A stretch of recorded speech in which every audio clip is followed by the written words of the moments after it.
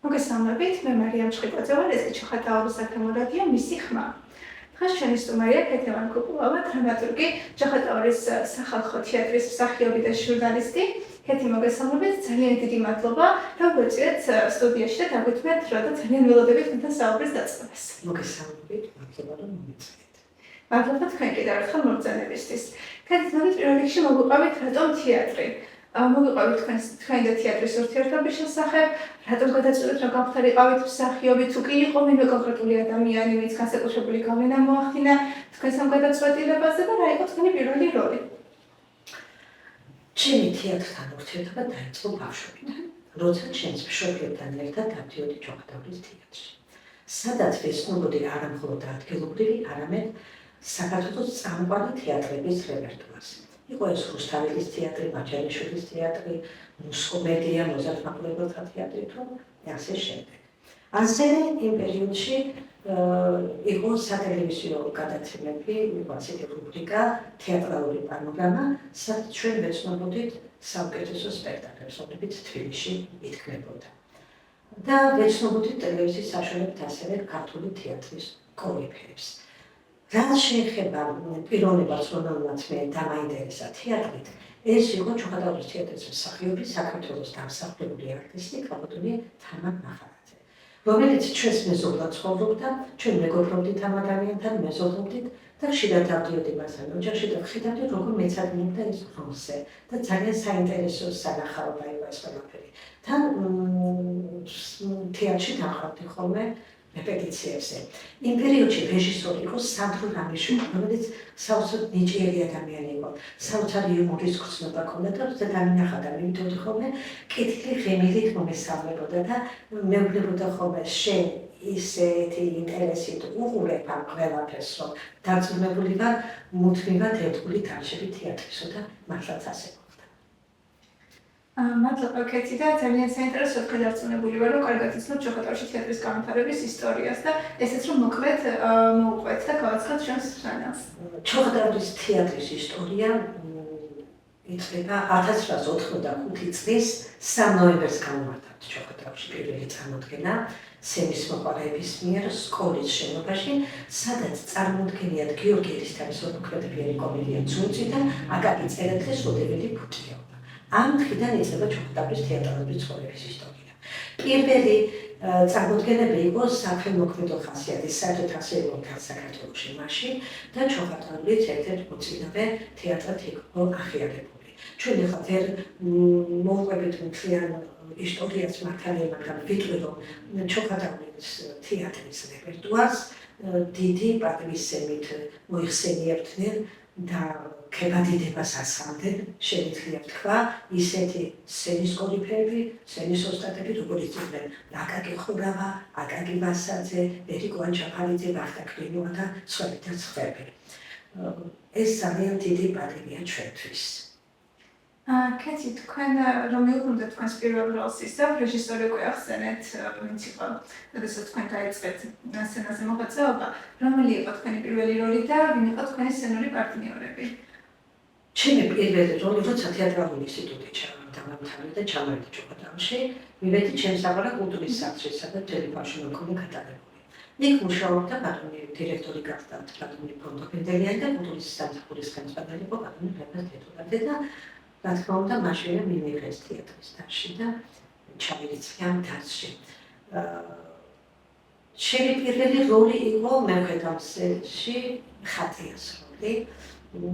რეჟისორი გახდათ მაშინ ილია რობერიძე, ბატონი ილია მუშაობდა უზბეკეთის თეატრში და პარალელურად ჩემთან მოღვაწეობდა.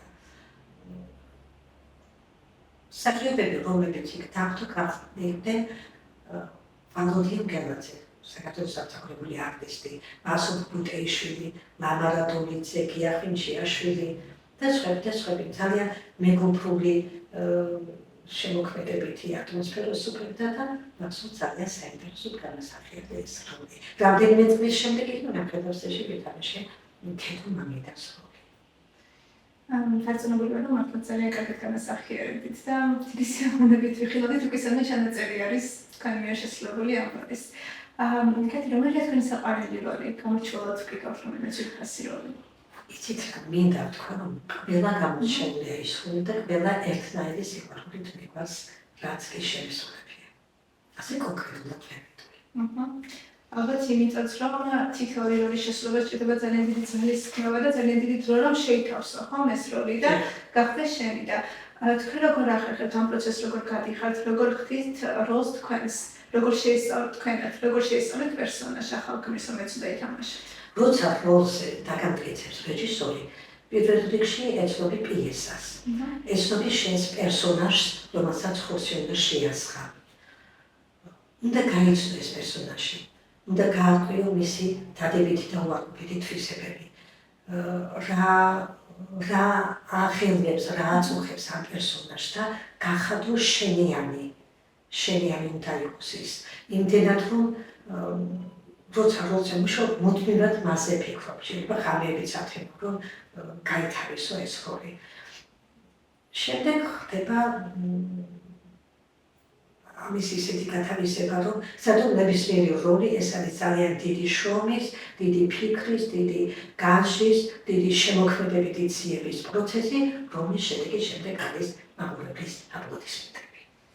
კეთი, ანუ შეიძლება რომ ისეთი როლიც კი რომელიც თქვენს პიროვნებასთან როგორც ასეთი ახლოს არ არის და შეიძლება წინააღმდეგება კიდეც თქვენს პიროვნულ მახასიათებლებს და თქვენს ღირებულებებს თუ კი მის სულიერ სამყაროს თქვენ ჩაწვდებით და თქვენად აქცევთ ითამაშოთ მაინც ხო?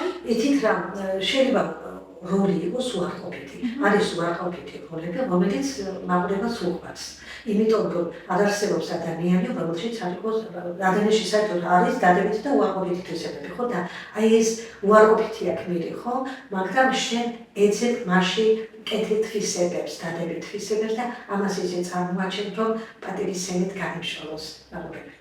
სხვათა შორის მე მინდა რომ ოდნავ ჩავერთო თქვენ რომ ახსენეთ ახლა რომ შეიძლება უარყოფითი იყოს პერსონაჟი მაგრამ მაშინ დადებითი უნდა ვეძებოთ მე შემჩნეული მაქვს ჩემს საკუთარ თავში როდესაც ვკითხულობ ნოველებს პიესებს წიგნებს ზოგადად ძალიან ხშირად ჩემი სიმპათიას იმსახურებს არა აშკარად გამოხატული დადებითი პერსონაჟი და პროტაგონისტი წიგნის ნაწარმოების არამედ ის ვინც თითქოს უარყოფით პერსონაჟად არის წარმოდგენილი იმიტომ რომ მისი განვითარების პროცესი ის მისი დაღმასვლები თუ აღმასვლები ჩემთვის უფრო ადამიანურია, ჩემთვის უფრო ახლობელი არის და თითქოს უფრო ამაღლებელიც არის, რომ აი ამას გაეცნო და არა იმას, ვინც თავიდანვე იდეალური არის, თავიდანვე წარმოჩენილია როგორც დადებითი პერსონაჟი და აი უარყოფით თვისებებსაც მისი მიზეზები აქვს.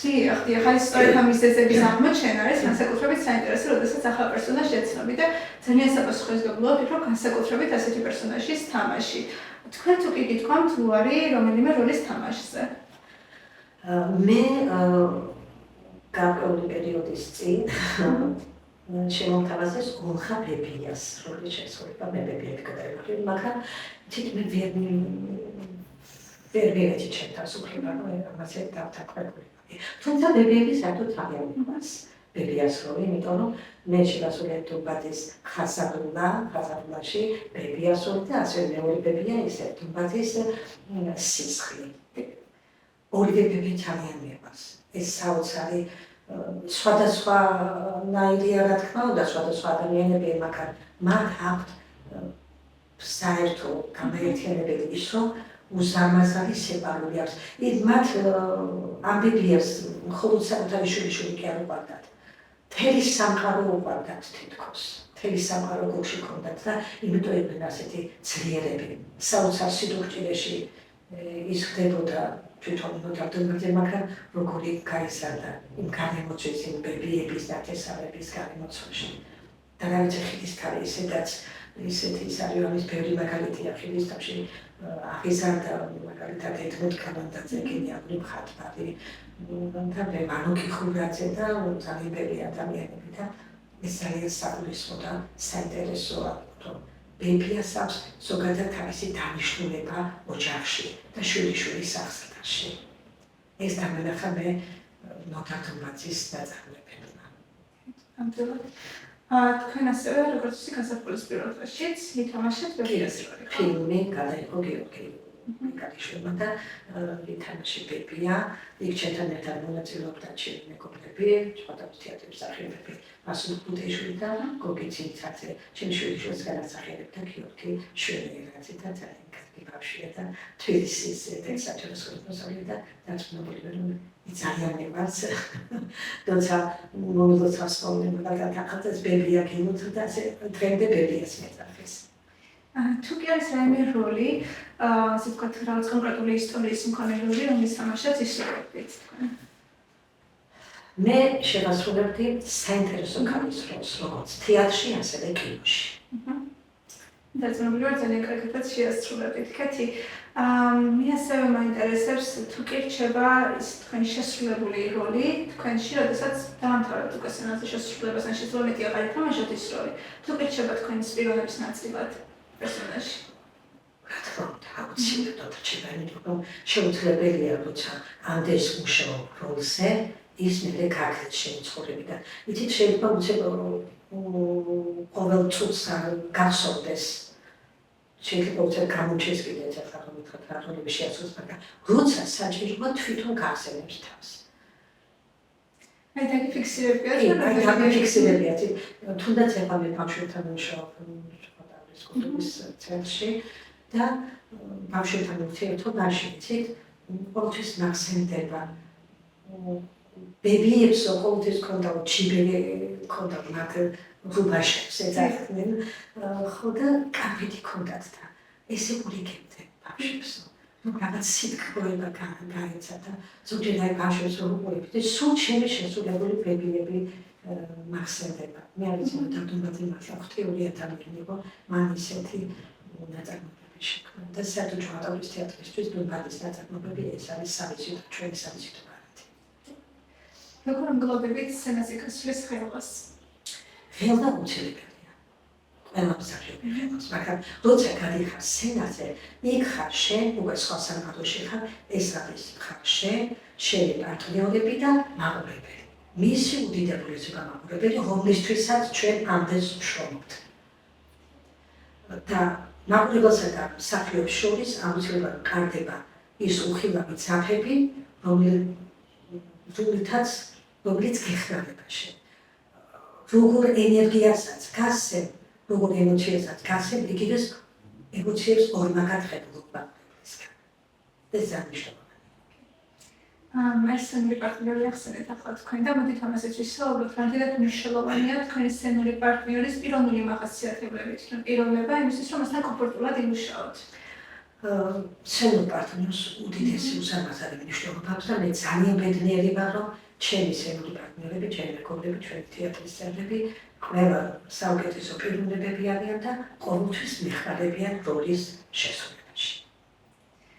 და თქვენ ძალიან ბევრ ფესტივალში, კონკურსში იღებთ მონაწილეობას, მოდით მოგიყავით მათ შესახებაც. ბოლო პერიოდის ფესტივალებს მოგახსენებთ 2014 წელს ჭყონდაობის თეატრი წარსდგა გორის სახალხო თეატრების ფესტივალზე, სადაც ისევ დუმბადის ნაწარმოებების მიხედვით დაიდგა სპექტაკლი გამოდის სულ სინათლეზე და ეს პიესა წარმოადგენდა. მე შევასრულე მარგოს როლი და მეორე ხარისხოვანი ქალის მეორე ხარისხოვანი როლისთვის როლის საუკეთესო შემსრულებლად დამასახელეს. შემდეგი ფესტივალი იყო მარგოვის ფესტივალი, სადაც მაჩვენებთ დარისპანის გასაჭირი და გრან-პრი ავიღეთ. ეს ორივე სპექტაკლი დადგა ბატონმა გოგი ცინცაძემ. ასევე ჩვენ სიღნაღის ფესტივალზე მივიღეთ მონაწილეობა ელენე მაცხოვრიშვილის საავტორო სპექტაკლით ინტერვიუ სარკეში. და გურიაში არის ტარდება ტრადიციულად ნოდარდუმბადის სახელობის საერთაშორისო ფესტივალი, რომელსაც ხელმძღვანელობს ოზურგეთის ალექსანდრე წუწუნავის სახელობის სახელმწიფო დრამატული თეატრი. ჩვენ ამ ფესტივალებში ტრადიციულად მონაწილეობთ და აი ხა საფრანგეთშიც იქნება ეს ფესტივალი ჩატარდება და ასევე მემზადებით როგორც დუმბადის ფესტივალისთვის, ასევე სიღნაღის ფესტივალისაც მიიღებთ მონაწილეობას. გისურვებთ წარმატებებს. მე როგორც ვიცი, ჩოხატაურში ასევე ფუნქციონირებს ახალგაზრდული თეატრი და ასევე თოჯინების თეატრი, რაც ძალიან კარგი და სიახლე არის და ამათ შესახებაც რომ მოგვიყვეთ. ჩოხატაუში გარკვეული პერიოდის მანძილზე არსებობდა თოჯინების თეატრი და მისი ხელმძღვანელი იყო მუხრან ჩიჩულა.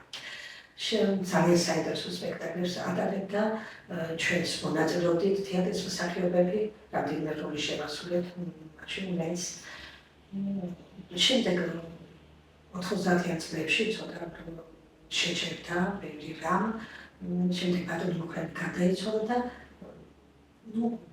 სამწუხაროდ ვეღარ მოხდა, ვეღარ გაგრძელდა თეატრის არსებობა. იყო ბევრჯერ ცდელობა, მაგრამ სხვადასხვა სუბიექტური და ობიექტური მიზეზების გამო ეს ვერ მოხერხდა. და ამჟამად ძალიან დიდი მადლიერები ვართ, რომ ორგანიზაცია ქალები ქალებისთვის ინიციატივით ჩოხატაუში გვაქვს თოჯინების თეატრი. მოწვეული რეჟისორი გვაქვს ბატონი ვახტანგ გიგინეიშვილი, რომელმაც ძალიან საინტერესო სპექტაკლები განახორციელა. პირველივე სპექტაკლი წავიღეთ ბათუმში ფესტივალზე და ჟიურის დიდი მოწონება დაიმსახურა ამ სპექტაკლმა.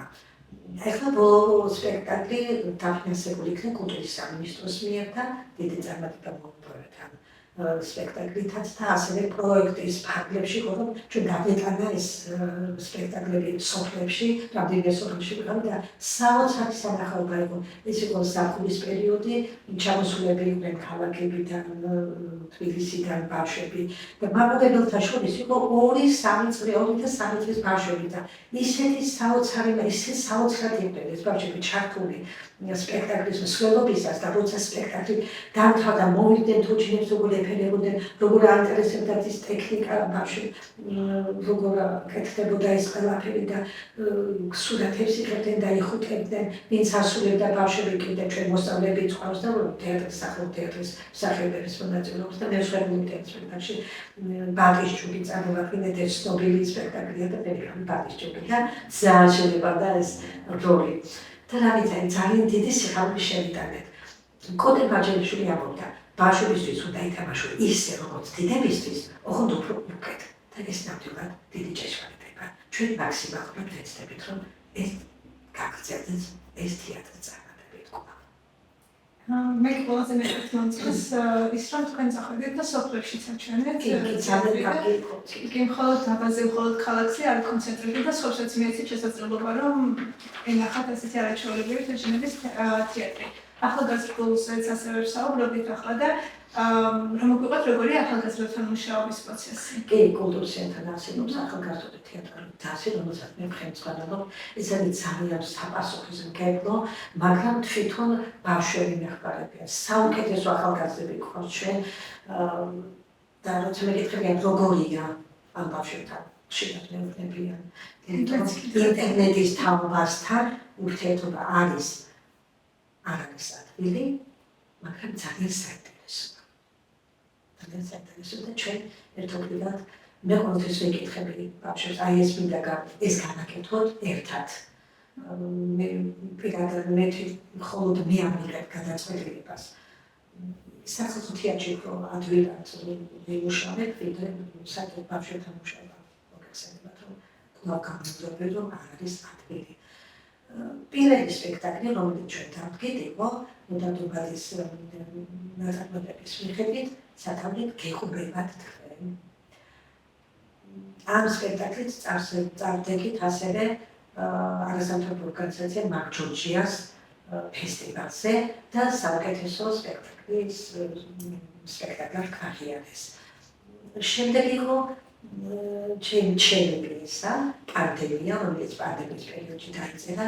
ეს პიესა ეხება ახალგაზრდა მარტოხელა ქალის, მსახიობი ქალის ცხოვრების ერთ მონაკვეთს და ეს როლი შეასრულა ერთი მსახიობი მონოპიესა, ერთი მსახიობი მონაწილეობს, გოგონა გახდათ ჩაისუბნის საჯარო სკოლის მოსწავლე მარიამ ჩარაშენიძე და საუკეთესოდ შეასრულა ბავშვმა ეს როლი. ჩვენ ვიყავით ეს ორი სპექტაკლი აჩვენეთ ოზურგეთის თეატრის სცენაზე ბატონი ვასო ჩიკოგიძის დახმარებით და დიდი მადლობა მასწავლისთვის. კეთრი განსხვავება, როდესაც ხართ რეჟისორი და როდესაც ხართ მსახიობი, ამ ორ ამბლუას შორის რა განსხვავება არის თქოს? რეჟისორი არის ყველაფერზე პასუხისმგებელი. საერთოდ თეატრი არის სინთეზური ხელოვნება, მოგეხსენებათ, სადაც ლიტერატურა, ქორეოგრაფია, მუსიკა, მხატვრობა, მსახიობის ოსტატობა ყველაფერი არის გაერთიანებული და ეს ყველაფერი უნდა გააკეთოს შერწყმა უნდა მოხდეს რეჟისორის მიერ, რომ შეიძლება სპექტაკლის სახე მიიღოს. მსახიობი, რა თქმა უნდა, ისურვა მთელ პერსონაჟებს პიესისას, მაგრამ უპირველეს ყოვლისა საფრთხეზე არის პასუხისმგებელი. რეჟისორსა და მსახიობს შორის უნდა იყოს აუცილებლად ჰარმონიული ურთიერთობა და რეჟისორმა უნდა მიყვარს, როცა მსახიობს აცლებს თავისუფლებას რეჟისორი. მაგალითად, რობერტ სტურმა რამაც შიკვაძეს როლს აცლებდა და ის აკეთებდა ისეთ. ციტაიზა როცა დიდი მსახიობებისთვის ებაეს, ან კიდევ რაღაც მიგნებები, მაგალითად აკაკი ხორევა მონტელოდოში ასულა და თავსოიკავს ჯერ დესდემონა მოკლა და მე რო გაიგო რომ თურმე ეს ყველი იყო და მისთვის ანუ ხალატია მეუღლეს მან სიკვდილის შავს გაიხიბა. შექსპირს არ დაუწერია όταν გაიხიბა სიკვდილის დროსო. ეს თვითონ მსახიობის მიგნება იყო და მომიგნება იყო და ეს არის ბედნიერება, როცა მუდმივად ძიებაში და ფიქრში არის მსახიობი. რომ უფრო სრულყოფილი გახადოს მისი როლი. მადლობა ასეთი სრულყოფილი პასუხისთვის. თქვენ სხვა პიესებიც გაქვთ შექმნილი, როგორც ვიცი და ამ პიესებიც რა მოგვიყვეთ? მე დავდგე ასევე ჩემი პიესა სუპერ ბებო, რომელიც ემიგრაციის თემაზეა. და პირველი პიესა, მე ბევრი პიესა მაქვს დაწერილი, მაგრამ პიესა მაშინ არის ცოცხალი, როცა ის სპექტაკლზე განხორციელდება. და პირველი სპექტაკლი ჩემი პიესისა დაიდგა ქუთაისში, ერთ-ერთ საჯარო სკოლაში და შემდეგ ის წარადგინეს ქუთაისში ჩატარებულ საერთაშორისო ფესტივალზე, სასწავლო ფესტივალზე. ამ ფესტივალის ხელმძღვანელები არიან ქალბატონი მარინე მარჯანიშვილი და თორნიკე მარჯანიშვილი. ჩემი სპექტაკლი ბანკომატის სახელწოდებით თავდაჯოლის შემსრულებლები დაჯილდოვდნენ პრიზით და მე როგორც დრამატურგს გადმოცეს სპეციალური დიპლომი თანამედროვე თემაზე დაწერილი პიესისთვის. კეთი, თქვენ როგორ ახერხებთ მუდმივად რომ პროფესიულად განვითარდეთ და თუნდაც რაღაც სიახლეში რაც თქვენ სფეროში არის არ ჩამორჩეთ? აუცილებლად უნდა ნახოს სპექტაკლები. სამწუხაროდ ვერ ვახერხებ. იშვიათად ვახერხებ, იმიტომ რომ ძირითადად სხვა ქალაქში უნდა წახვიდე. მე ეხლა მოგახსენებთ, რომ ტელევიზორში უყურებდი უამრავ სპექტაკლს. რაც რომლის საშუალება დღეს არ არის და ზოგჯერ აცნობებული უყურებ ინფორმაციებს, რომ ეს დაიდგა და ვერ ნახულობ. მე ვფიქრობ, რომ ეს უნდა გაითვალისწინო და აჩვენო მაყურებელს. იმიტომ რომ ახლა მე თუ ცხოვრობ პერიფერიებში ცხოვრობს ადამიანები და მათაც მოჭირდებათ განვითარება. თუმცა სოციალურ ქსელში არის ინტერნეტის საშუალებით ძალიან ბევრი შეიძლება ერთი და იგივე ინტერვიუ ძალიან ბევრჯერ მოусვინა. იგივე როდიკოსტურასთან და თემურ ჩხეიძესთან ლიოსელიანთან არის ეს მასალები ძალიან ბევრი და სხვადასხვა კინოში ლევან კოღუაშვილს უსმენ ხშირად. და ასე შემდეგ და არის მასალები რა თქმა უნდა, რომ განვითარდეს შეთვითონ და ეჭიროდი განვითარდა. მეც გეთანხმებით, რომ ნამდვილად ძალიან მნიშვნელოვანია მუნიციპალიტეტებში რეგიონებში ცხოვრებ ადამიანებს მიეცეთ საშუალება, რომ თუნდაც თეატრი ნახონ, თუნდაც კინო ნახონ, ხო რამდენი ახალი კინო არის, რომელსაც ჩვენ ვერ ვნახულობთ ჩოხატაურში. რამდენი ახალი თეატრი მეც გულისხმობა ხოლმე, როდესაც ნახულობ, რომ დაიდგა თეატრი და ხო როგორ ნახავ ჩოხატაურიდან და უნიშნელოვანესია ეს ყველაფერი ადამიანის სულიერი საჭიროებისთვის და კულტურული განვითარებისთვის. უამრავ ფესტივალზე მონაწილეობენ ჩვენი ქართული ფილმები, მოკლემეტრაჟიანი ფილმები და ჩვენ აქ ვინახავს ეს. ეხლა თბილისში ასე თუ ისე არის ჩვენებები და მაგრამ აი აქ და აუცილებლად უნდა მოხდეს ეს. ნამდვილად. თქვენ ახალ პიესაზეც მუშაობთ. გაგონდეთ ახალი პიესაც შეეხება. მე ახლა სულ მალე ვაჩვენებ მაყურებელს პიესას, რომელიც სახელწოდება არის არჩევანი. თანამედროვე თემაზე. დაწერილი პიესა და აუცილებლად მოგეცათ. ცით ინტერესით ალბათები ნამდვილად. ახლა მოდით გადავიდეთ ამ არაჩვეულებრივ წიგნზე, რომელიც თქვენ დაწერეთ. და კარგები. პირველ რიგში მინდა აღვნიშნო გარეკანი იყო და მოგვიყევით ვინ არის მისი ავტორი, ვისთან დახატული არის და ძალიან სიმბოლური და ძალიან სწორად გადმოცემული ნახატია, ნამდვილად ჩინარს ძალიან სწორად გადმოსცემს. ნამდვილად. ამის ავტორი არის ჩემი მეგობარი სოსო პაიჭაძე, რომელიც ჩვენით არის და ძალიან ისინი ხარია რომ ეს დარჩანის გასახსოვრად რომ ძალიან მართლია, ძალიან მოწონს.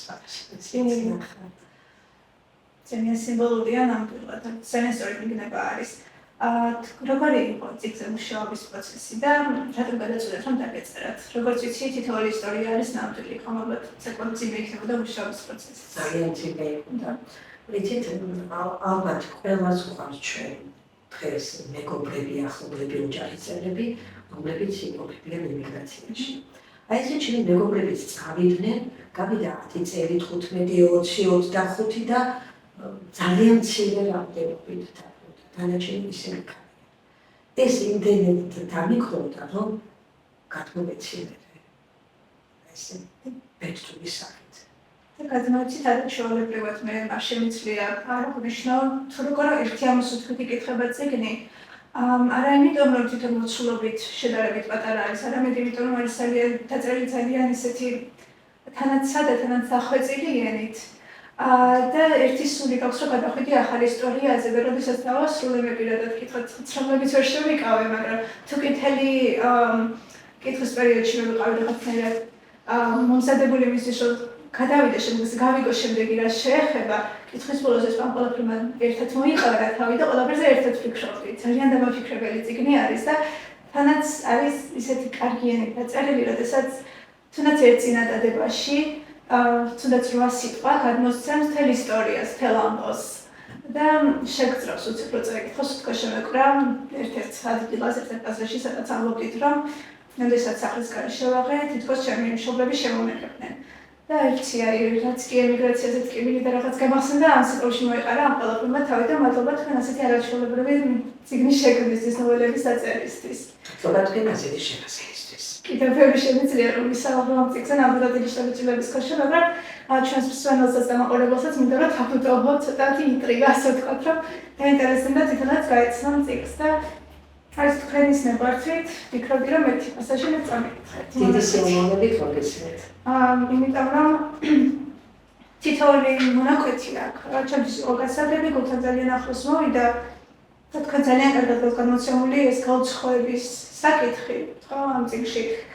და გამოცემული გვაქვს სხვადასხვა ადამიანის პერსპექტივიდან, როგორც საზღვარგარეთწესული ემიგრანტის, ისე მისი ოჯახის პერსპექტივიდანაც კარგად ჩანს ეს ყველაფერი და ასევე კარგად გაქვს გამოცემული ადამიანური რაღაც სირთულეები, როდესაც არჩევნის გაკეთება გიწევს, როგორ გავაკეთოთ ეს არჩევანი და რა სირთულეებთან არ დაკავშირებული საკუთარი თავის ძიება, პოვნა, დაკარგვა.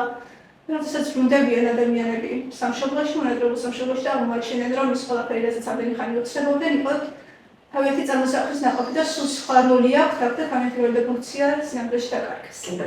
კი და აქ იყო ერთ-ერთი მონაკვეთი, იმიტომ რომ მე რაღაც ბავშვობიდან ჩემთვის ემიგრაცია ასოცირდება უფრო მეტად მშობლებთან, რომლებიც წავიდნენ ჩემი მშობლები არა, ჩემს გარემოცვაში არსებობდა.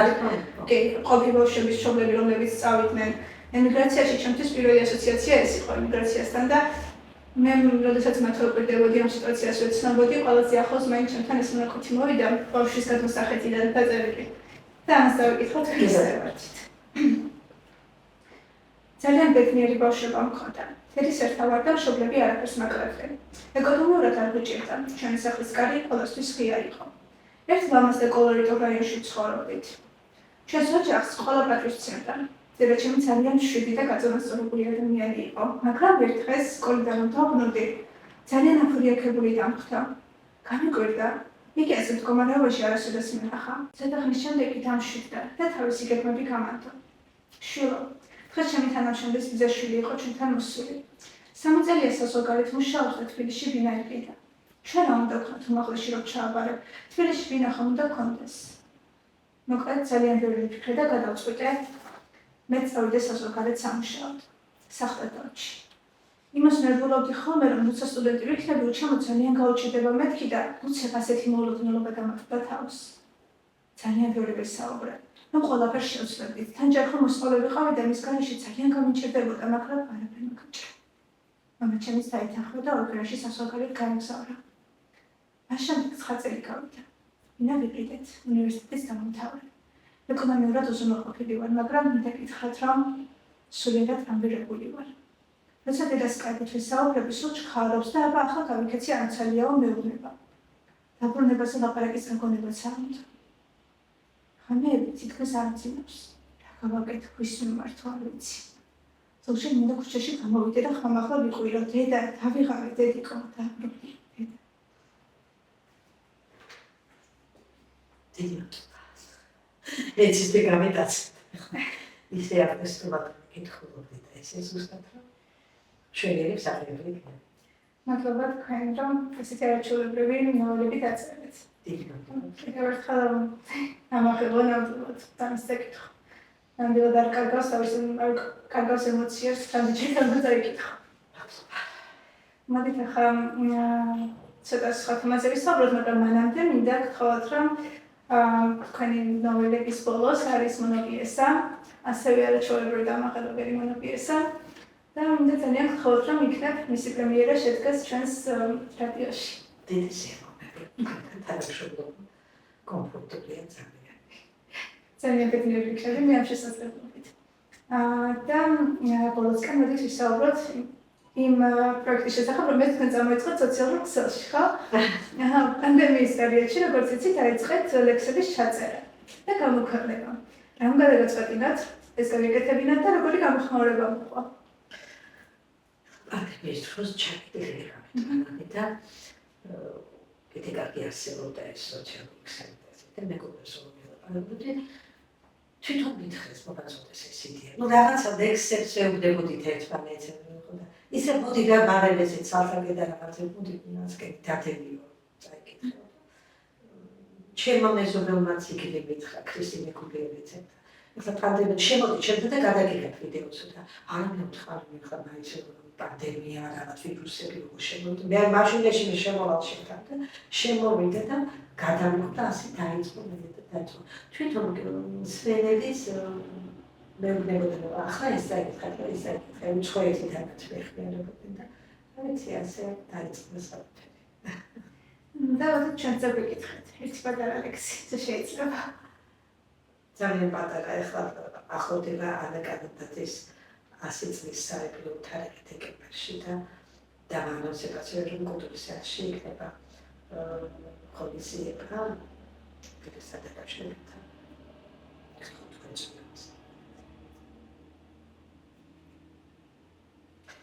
თქვი აჯანო ხვიარა გზაზე ვინ ჩამოიარა.